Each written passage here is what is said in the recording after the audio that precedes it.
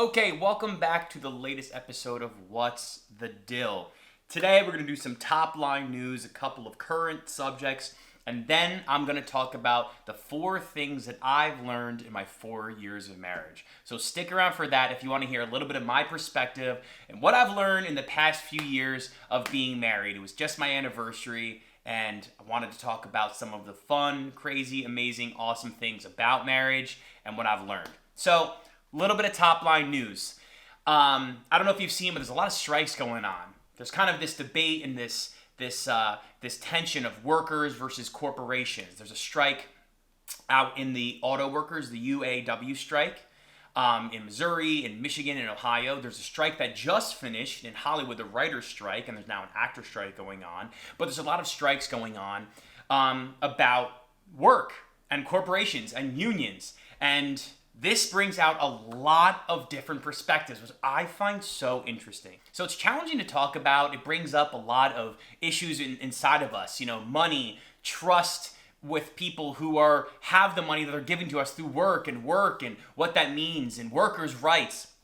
And one thing I wanted to say is that, let's remember that work brings dignity to people. The Catholic Church teaches us that Adam had a job in the Bible to name all of the animals. There was work even in the Garden of Eden, which was paradise. So there's dignity in work. But humans have dignity, and corporations need to respect that. And corporations are pushing the limits of what that means every single day. They want to maximize profits and minimize the cost. And a lot of times, us workers, we're the cost. We are a part of that cost. So, corporations are pushing the limits of what that means for us, what it means to have rights as a worker, what it means to have rights, and a fair working environment. I think that if you haven't seen what these strikes are all about, the auto worker strike and then the Hollywood writer strike, I encourage you to go read about it. Listen to the perspectives of those who are striking, because I know it's been really good for me and it's challenged me to kind of, have open eyes and open ears about what it means to work and be a part of a union. The church teaches that, we have dignity as humans, and we are not just economic units. We are not just for the benefit of corporations. So when corporations are saying, oh, what do you need all this time for? Just work all the time, make us the money. We work really hard for our bonuses. Let's also hold some truth to that, hold some truth to corporations. And then as workers, let's also know that there's dignity in work. Working a lot, working is a part of our life. And it's something we do that brings us dignity because it's being a part of the community. It's being part of society. And being part of society means that we're contributing. So when we contribute to society and contribute our little sliver, that's important, and that has dignity. So I encourage you all to go look at the strikes, go look at some Instagram or TikToks or articles or whatever you want to see kind of the perspectives of these unions and then the corporations, why there's strikes and why people are striking, and then why also corporations are fighting for their end of profits and keeping the company running and operations. So really interesting and challenging conversations going on. I encourage you all to go look out for it. I encourage you all to look at the church's teachings on unions, on workers' dignity, workers' rights, fair labor environments. It's really great stuff and very current for our time. Another piece of top-line news, Pope Francis came out and said that life must be protected from womb to tomb. Euthanasia, that ain't right. Abortion, that ain't right. And we as Christians need to make sure that we are helping life every step of the way.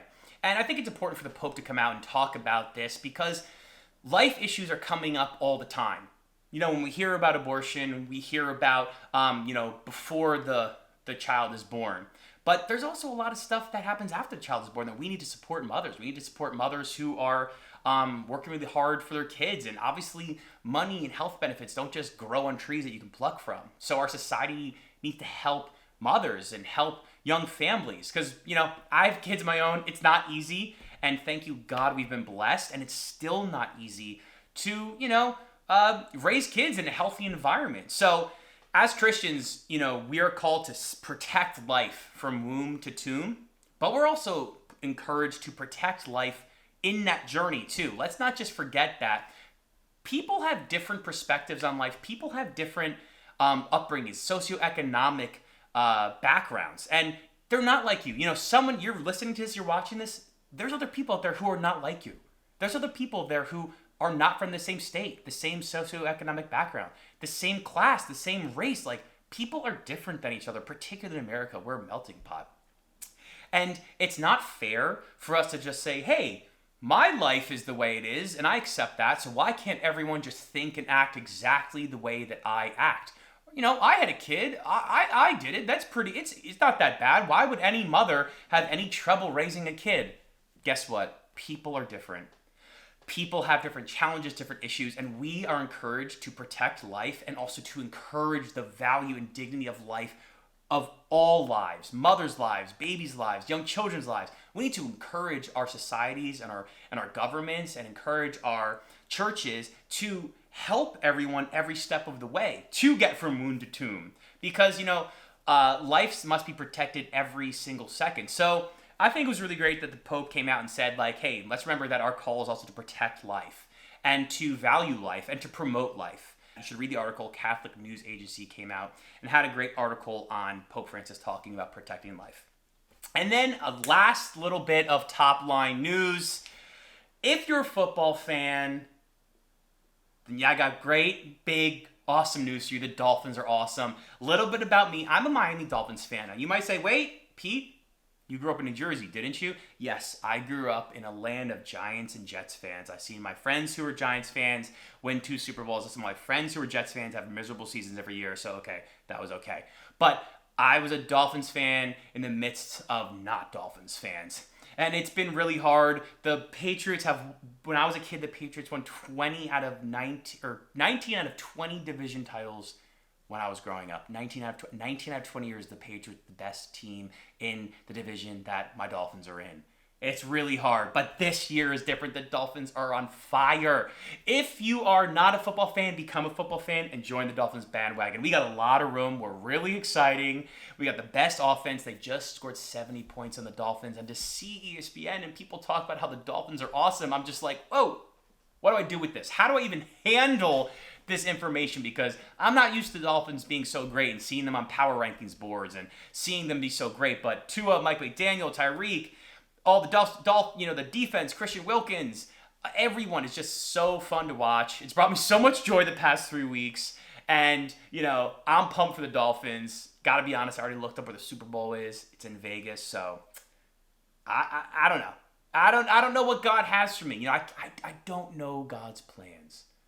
But maybe, hopefully, it involves the Dolphins in the Super Bowl and me being there. Maybe I'll record a podcast. That's it. I will record a podcast live from the Super Bowl if the Dolphins make it. You heard it here first. Got to check with the wife. About to go into the anniversary stuff. So we know that's important. But I'm super excited about the Dolphins season. And this is also just a way of kind of for you to know me a little bit better, that I love sports. I love the Miami Dolphins. That's my NFL team. So they're having a great year. Let me know if you're a football fan. Let me know if you're a Dolphins fan. And I hope you can hear that, the enjoyment that's come the past few weeks of being a Dolphins fan. Okay, so now that we talked about some top-line news, let's get into the meat of this podcast episode. Like I said earlier, I just celebrated my wedding anniversary, my 4th wedding anniversary. And I want to talk about 4 things that I've learned in the past 4 years. Now, I've learned a lot. I could talk about 500 things I've learned about myself, learned about my wife, learned about marriage, learned about family, learned about fatherhood, learned about a lot. But in terms of, I don't know, I'll say in terms of catchy titles' sake, I'll say 4 things that I've learned in 4 years of being married. So much to say, so much that I feel, so much I'm still learning. And that's even crazy to learn, is that I'm still learning more and more and more about myself, about my marriage, about God, about who I am as a man. So we'll jump right into it. First thing that I've learned in the 4 years of being married: God's timing is better than your timing. And I'm talking about everything. I'm talking about discernment. Talk about discernment, where you might be single right now. You might be saying to yourself, hey, I'm ready to be married. I have X, I have Y, I have Z, I've worked on myself. I have the right job, I have the right moment, I have the right community. I'm ready to be married. Why isn't there a spouse in my life? But I promise you this, God's timing is better than your timing. God is constantly working on us. A lot of times we think about marriage and say, oh, like, I'm, ready to be married right now. Or, I'm not ready to be married for 10 years. But God's timing is better than your timing.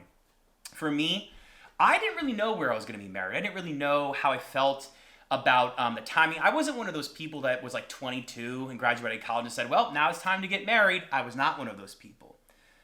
But I know right before I met Tanya, my producer, I said to God, Lord, like, I don't really know when you have marriage for me on the table. Maybe it'll be 10 years from now. And I said, you know what? If it's 10 years from now, I'm a guy in my late 30s and I get married, that's okay. I'm okay with that. And what's crazy is I remember praying about that, and like 2 months later, I met my wife.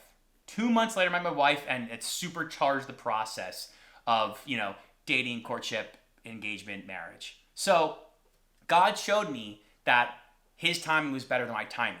Because I said, well, maybe I should wait 10 years and just focus on my career. And he said, or right now. It's happening right now, ready or not.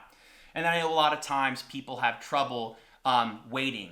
People have trouble waiting. It can be hard to wait for God to put a spouse in your way. And you try and you date, or you're on apps, or you're meeting people, and it can be challenging. But I promise you this, God's timing is better than your timing. And that goes for everything. For me, I got engaged in April. We got married in September. I'll be honest. April kind of came to me. I said, I feel like we should get engaged in April. I didn't really think that wedding venues would have already been booked for the summer and the fall.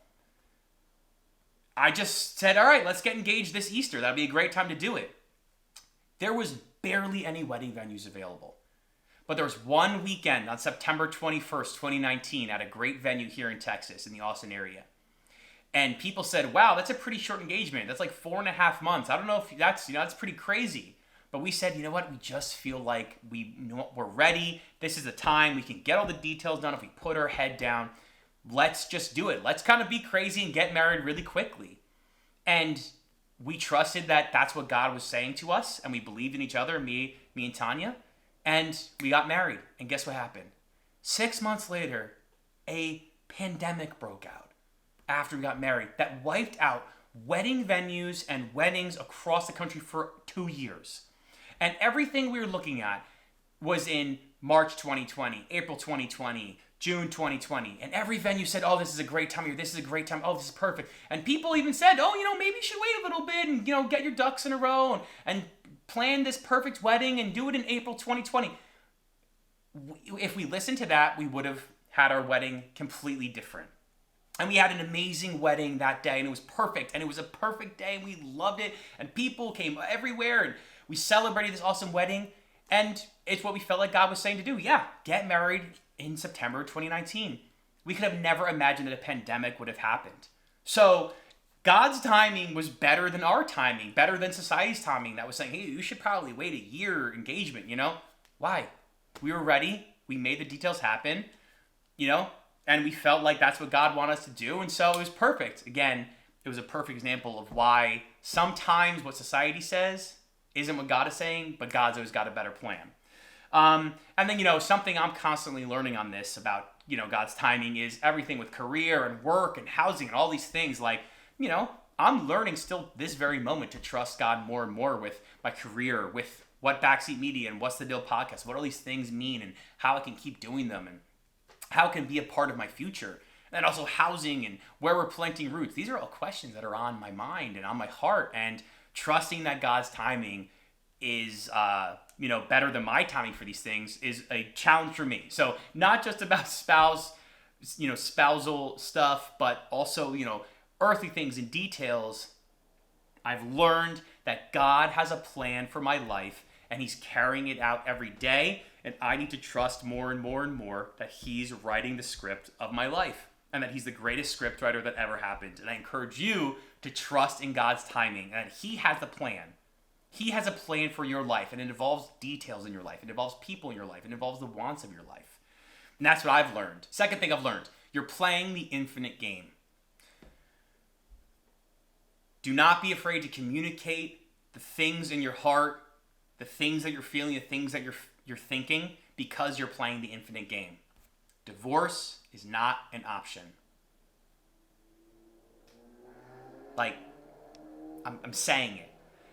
If you think divorce is an option and you have that escape hatch, it's easy to go inward and hide the things I'm feeling, hide the things you're thinking, hold grudges, let resentment grow, because you think, hey, if it gets really, really bad and it builds, I'll just pull the escape hatch and get divorced.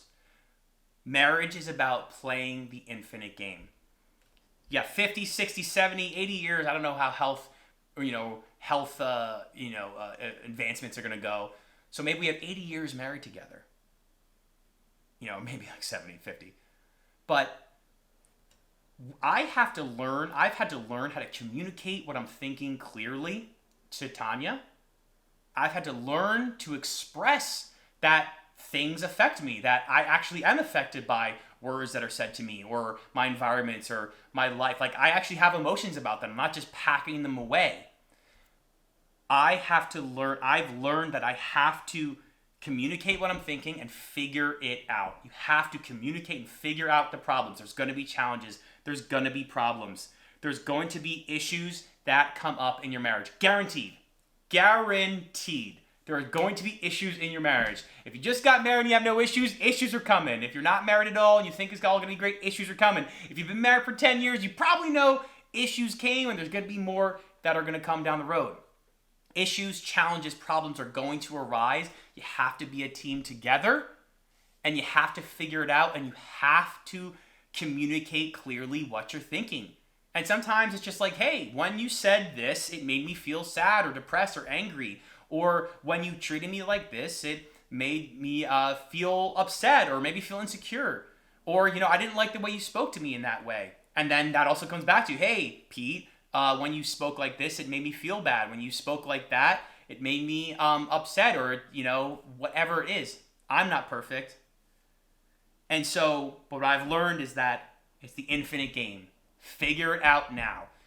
Figure it out now. Do not be afraid to dig in, talk, communicate, figure it out. Because it's not just about saying, hey, can things be at a baseline of very good, and if it gets below that for a certain amount of time, okay, now we're getting divorced? No, it's about saying, hey, how can we as a team together figure it out and communicate and figure out these problems and challenges together? And then as you do it together, you grow and grow and grow and grow and grow, and you're able to take on challenges and problems better together as a team. And you have habits of communication, and you have like ways of talking that you can build growth. And it's not just always starting from zero and always saying like, hey, I'm really upset because I'm scared of the future, or whatever it is.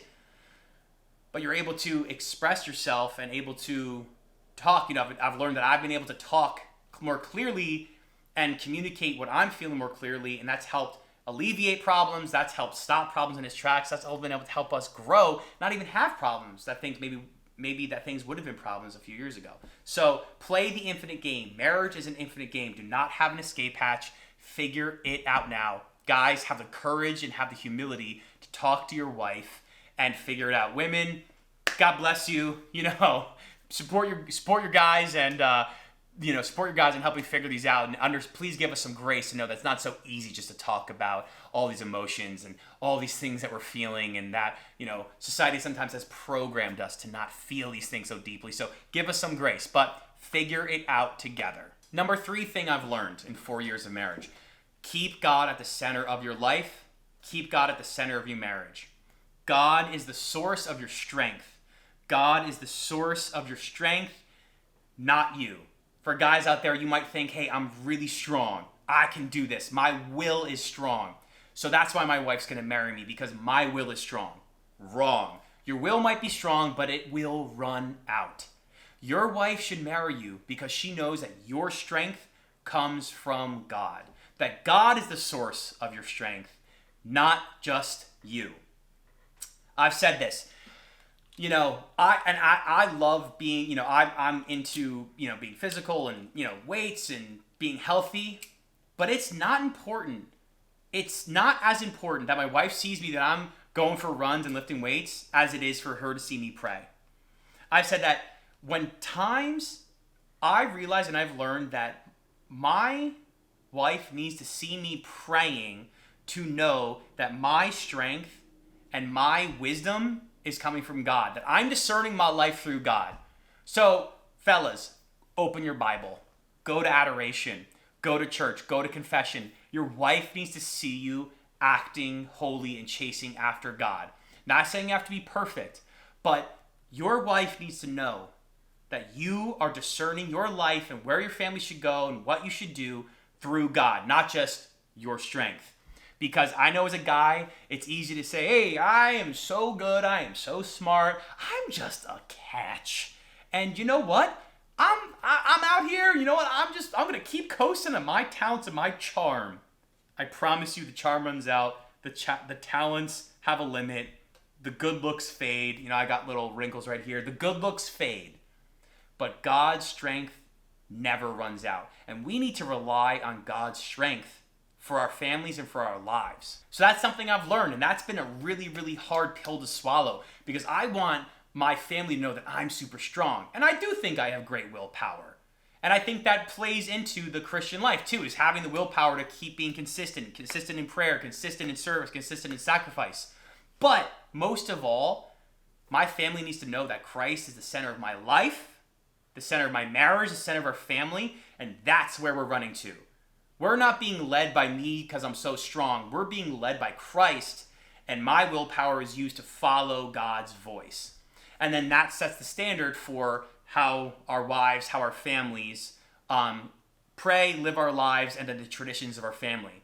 That we as a family pray, we as a family rely on God, we as a family are chasing after God. That is the center of our lives. That's how we make decisions, that's how we talk, that's how we go about our lives, that Christ is the center. So this is a little more guy focused, but something I've learned. So, I got to speak to, what I've learned. I can't really speak to the female perspective, but that's what I've learned. Guys, keep God at the center, rely on his strength, not your own strength. Okay, and last thing that I've learned, and this is one of my favorites, it's a little more fun.